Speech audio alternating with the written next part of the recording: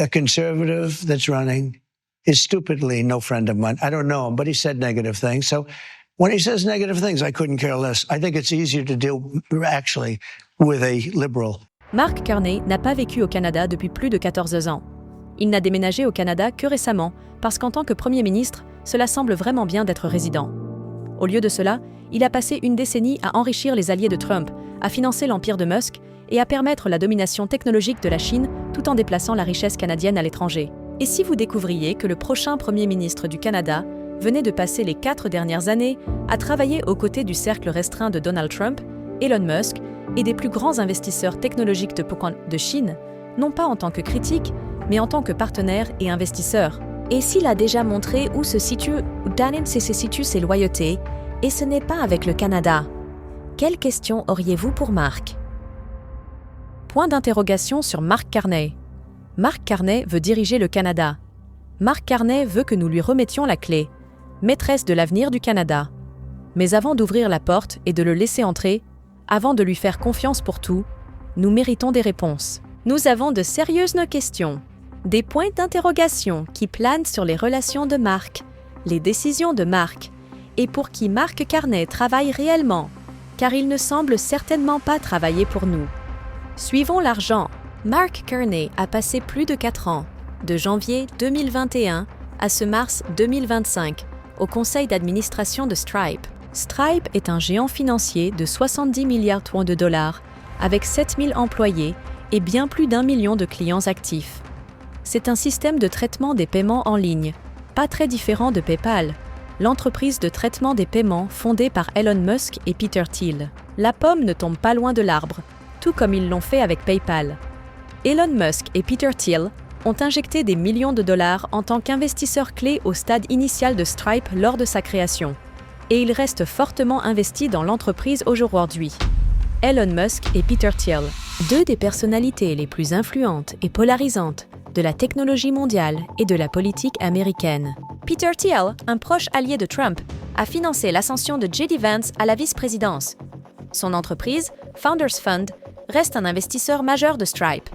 Les entreprises d'Elon Musk, comme SpaceX et Twitter, sont liées à Stripe par des investisseurs communs comme Fidelity Investments. Joshua Kushner, oui, lié à Jared Kushner, le gendre de Donald Trump. La société de capital risque de Joshua Kushner, Thrive Capital, a également investi dans Stripe pendant le mandat de Carney au conseil d'administration. Et puis, il y a Michael Moritz. Moritz est un ancien partenaire de Sequoia Capital, l'une des plus grandes sociétés de capital risque au monde, gérant un portefeuille d'investissement de 85 milliards de dollars. Leurs investissements ressemblent à un who's who de la polarisation politique américaine. Google, Yahoo, Facebook, Apple, Cisco et même ByteDance, l'entreprise qui possède TikTok. Oh, et n'oublions pas l'investissement important de Sequoia dans FTX et Sam Bankman-Fried. Sequoia Capital est également le plus grand investisseur occidental dans l'infrastructure technologique de la Chine, ayant investi plus de 8 milliards de dollars dans de nouvelles technologies chinoises. Et Michael Moritz?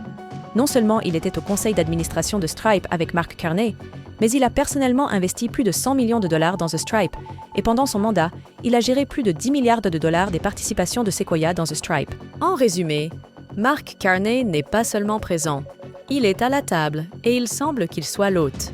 Pendant ses 4 années au conseil d'administration de Stripe, Mark Carney ne supervisait pas seulement une entreprise de paiement, était et est toujours au cœur d'un réseau de personnes influentes. Le cercle proche de Donald Trump, Peter Thiel, un confident de Trump et le bienfaiteur de Vance, ainsi qu'un investisseur précoce de Stripe, Joshua Kushner, frère de Jared Kushner, le gendre de Trump, et investisseur de Thrive Capital, et bien sûr, l'empire d'Elon Musk.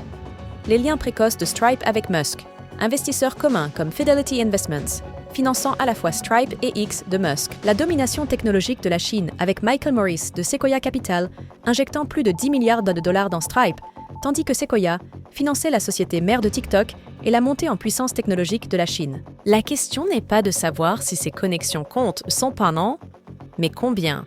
Point d'interrogation. Si Carney devient Premier ministre, à qui répondra-t-il vraiment? Si seulement ça s'arrêtait là, mais quand on questionne Mark, cela va beaucoup plus loin.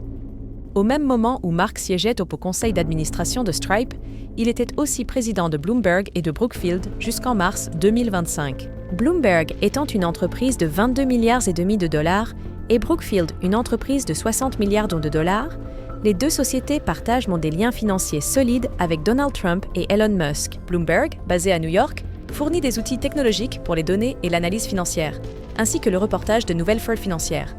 Et bien que Michael Bloomberg et Donald Trump soient être rivaux, les deux entretiennent des liens commerciaux mutuellement avantageux. Anciennement basé à Toronto, Canada, gère presque 1000 milliards de dollars d'actifs dans les secteurs de l'immobilier et des énergies renouvelables. Brookfield a investi plus de 375 millions de dollars dans l'hôtel de Trump à Washington, D.C., maintenant rebaptisé le Waldorf Astoria. Sans oublier l'investissement de 250 millions de dollars de Brookfield pour aider à financer le rachat de Twitter par Elon Musk, maintenant X. Sous la direction de Carney, cela a été un investissement significatif. Ce n'est pas la seule connexion. Vous vous souvenez de The Boring Company de Musk ? L'objectif de l'entreprise est de révolutionner le transport en construisant des tunnels souterrains à grande vitesse pour alléger la congestion routière.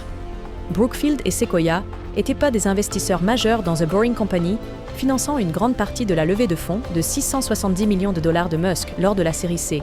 Mais c'est là que l'histoire de Mark Carney devient vraiment intéressante. Juste 6 jours après que Donald Trump a remporté l'élection 2024 et a laissé entendre des tarifs sur les entreprises canadiennes, Mark Carney a déplacé Brookfield et son portefeuille d'actifs d'1 billion de dollars hors du Canada vers New York. Réfléchissez-y. Presque 1000 milliards de dollars d'actifs sous le contrôle de Mark Carney ont été retirés du Canada. Cela ne semble pas profiter aux Canadiens autant qu'à Mark Carney et aux Américains. Et qu'en est-il des 25 milliards du fonds de pension des enseignants de l'Ontario ? Géré par Brookfield sous la direction de Mark Carney, il a été déplacé en 2021 de l'Ontario vers les Bermudes. Les Bermudes sont un paradis fiscal notoire qui protège les entreprises sous un voile de secret. Point d'interrogation, pourquoi ? Pourquoi déplacer un fonds de pension canadien vers un paradis fiscal entouré de secrets ? Les entreprises déplacent des actifs vers des paradis fiscaux pour éviter les impôts, tout en obscurcissant la propriété et les transactions financières de l'entreprise. Le pays d'origine perd des recettes fiscales et trouve presque impossible de tracer les flux financiers ou d'enquêter sur la corruption, le blanchiment d'argent ou d'autres activités illicites.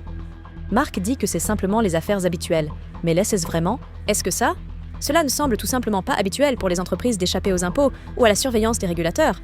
Alors, combien de fois a-t-il fait cela ? Il semblait assez à l'aise avec ça. En fin de compte, avec les actions de Mark Carney, qui en a vraiment bénéficié ?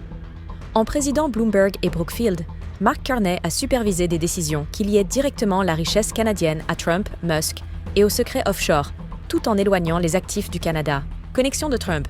Sauvetage de l'hôtel de Trump à Washington, D.C. Maintenant, le Waldorf Astoria, par Brookfield à pas hauteur de 375 millions de dollars. Entreprise d'Elon Musk. Investissement de Brookfield de 250 millions de dollars dans le rachat de Twitter X par Musk. Financement majeur pour la Boring Company de Musk via Brookfield et Sequoia. Et les mouvements offshore ? 25 milliards de dollars du fonds de pension des enseignants de l'Ontario, transférés aux Bermudes, un paradis fiscal sous la direction de Carney. Et puis, bien sûr, il y a le portefeuille d'1 billion de dollars de Brookfield, relocalisé de Toronto à New York, seulement 6 jours après que Trump ait gagné l'élection. Cela fait réfléchir sur le timing. Le modèle ? Le capital canadien a été redirigé vers les intérêts américains, des accords liés à Trump et Musk et des paradis fiscaux, tout cela sous la surveillance de Carney. Point d'interrogation. S'il n'a pas protégé l'argent du Canada ou défendu les intérêts des Canadiens, alors, pourquoi lui ferions-nous confiance pour le pays maintenant ? Maintenant, pendant tout ce temps où il faisait cela, depuis 2019, il était aussi conseiller rémunéré de Justin Trudeau, l'ancien Premier ministre du Canada. Alors, que va faire Mark maintenant ? Arrêter ? Souvenez-vous, Mark Carney n'a pas vécu ici depuis plus de 14 ans, et jusqu'à récemment, il ne s'identifiait même pas comme Canadien. As a European, I am a European actually. Oh, you are? Yeah, Irish citizen. Yeah, so there you welcome. go. Speaking as a European, I would say that certainly the EU and the United States are friends. As are the Canadians. I'll throw the Canadians because I'm also Canadian. En mars 2024, Carney est entré à Pékin dans le cadre d'une délégation d'affaires américaine, faisant pression pour les intérêts américains, non pas en tant que Canadien, ni même en tant que citoyen du monde, mais en tant qu'Américain. Maintenant, il veut nous faire croire au patriotisme qu'il n'a jamais montré, à la loyauté qu'il n'a jamais démontrée. Certains hommes défendent des drapeaux. Mark Carney défend le drapeau qui le paie le mieux. Les Canadiens n'ont pas besoin d'un premier ministre qui traite ce pays comme une escale entre New York et Pékin. Nous avons besoin de quelqu'un qui n'a pas à calculer une seule seconde où devrait se situer sa loyauté.